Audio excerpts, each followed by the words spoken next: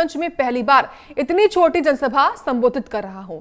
यह कोविड का करिश्मा है। कासगंज हमारे लिए खास है। कल्याण सिंह को जेल जाना मंजूर था, लेकिन कार सेवकों पर गोली नहीं चलवाई। सरकार ने कल्याण सिंह को सर्वोच्च सम्मान से सम्मानित किया है। सभी की जिम्मेदारी है कि देश का माहौल खराब ना हो। आपको मतदान से सरकार नहीं बनानी, बल्कि प्रदेश की तकदीर लिखनी है। बीजेपी ने जिस तरीके से सरकार चलाई वह बेजोड़ है। चाहे किसी भी दल की सरकारें रही, सभी पर भ्रष्टाचार के आरोप लगे हैं। बीजेपी सरकार पर कोई भ्रष्टाचार का आरोप नहीं लगा है।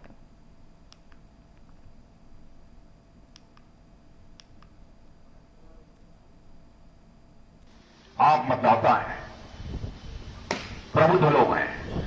मतदाताओं में जाकर आपको जागरूकता पैदा करनी है। समय समय पर आप जो कुछ भी बोलते हैं, जनता बहुत ही ध्यान से, बहुत ही गौर से आपकी बातों को सुनती है, क्योंकि समाज में एक आपका अपना विशेष स्थान है और उस आधार पर यह माहौल बनता है। लेकिन इस बार के चुनाव के संबंध में मैं कह सकता हूं, इस बार का चुनाव हर बार की चुनाव की तरह नहीं है। इस बार केवल मतदान करके आपको सरकार ही नहीं बनानी है, बल्कि बहनों भाइयों मैं कह सकता हूं, इस बार के मतदान के माध्यम से आपको उत्तर प्रदेश की तकदीर लिखनी है। इस चुनाव का इतना महत्व है। प्रदेश हो अथवा देश हो, स्वस्थ लोकतांत्रिक व्यवस्था में उसका भाग्य, उसकी तकदीर लिखने का काम यदि कोई करता है तो प्रबुद्ध नागरिक ही करते हैं, और उस जिम्मेदारी को आप निभा रहे हैं। सरकारें आपने बहुत देखी हैं अपनी जिंदगी में। राज्य सरकारों को भी काम करते हुए देखा है, केंद्र की सरकारों को भी काम करते हुए देखा है। केवल भारतीय जनता पार्टी की सरकारों को नहीं, दूसरे राजनीतिक पार्टी के दलों की भी सरकारों को काम करते हुए लंबे समय तक देखा है। लेकिन मैं दावे के साथ इस बात को कह सकता हूं कि बहनों भाइयों, भारतीय जनता पार्टी ने जिस तरीके से सरकार चलाई है वह अपने में बेजोड़ है।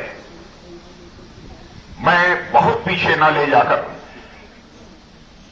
इस समय की जो हमारी सरकार केंद्र में काम कर रही है और यहां पर जो हमारी सरकार काम कर रही है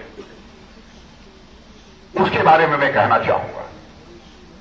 चाहे कांग्रेस की सरकारें पहले रही हों, चाहे उत्तर प्रदेश में समाजवादी पार्टी की, बहुजन समाज पार्टी की सरकारें रही हों, सब पर कभी न कभी भ्रष्टाचार का आरोप लगा है।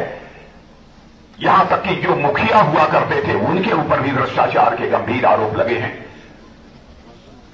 लेकिन इतनी बात में दावे के साथ सीना ठोक कर मैं कह सकता हूं बहनों भाइयों, चाहे हमारे दिल्ली की मोदी जी की हमारी सरकार हो, चाहे यहां पर योगी आदित्यनाथ की सरकार हो, कोई मां का लाल उंगली उठाकर नहीं कह सकता है कि उनके दामन पर कोई भ्रष्टाचार की दाग लगी हुई।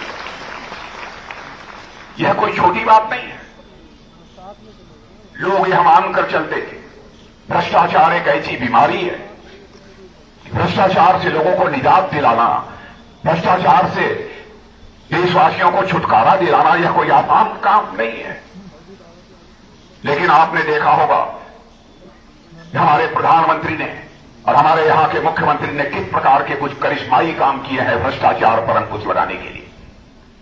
मैं यह दावा नहीं करना चाहता कि बिल्कुल एकदम बिल्कुल भ्रष्टाचार समाप्त हो गया, लेकिन काफी हद तक उसे नियंत्रित करने में हमने कामयाबी हासिल की है। मैं आपको गुमराह करके आपका समर्थन नहीं हासिल करना चाहूंगा। मैं समर्थन यदि हासिल करना चाहूंगा तो आपकी आंखों में आंख डालकर मैं आपका समर्थन हासिल करना चाहूंगा। मैं आपको याद दिलाता हूं, राजीव गांधी जी हमारे भारत के प्रधानमंत्री थे। प्रधानमंत्री वह थे चाहे वह किसी भी राजनीतिक पार्टी के रहे हों। मैं मानता हूं प्रधानमंत्री प्रधानमंत्री होता है, वह व्यक्ति नहीं होता है, वह संस्था होता है। मैं सबके प्रति सम्मान रखता हूं, चाहे किसी भी राजनीतिक दल का कोई व्यक्ति क्यों हो।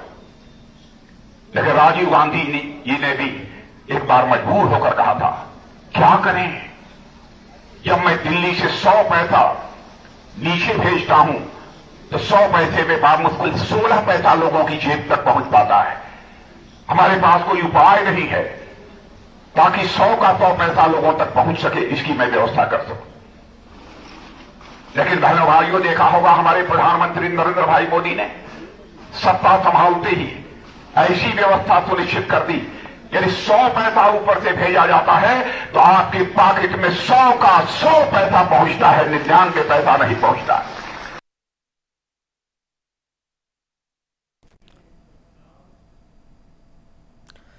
और वहीं मुख्यमंत्री योगी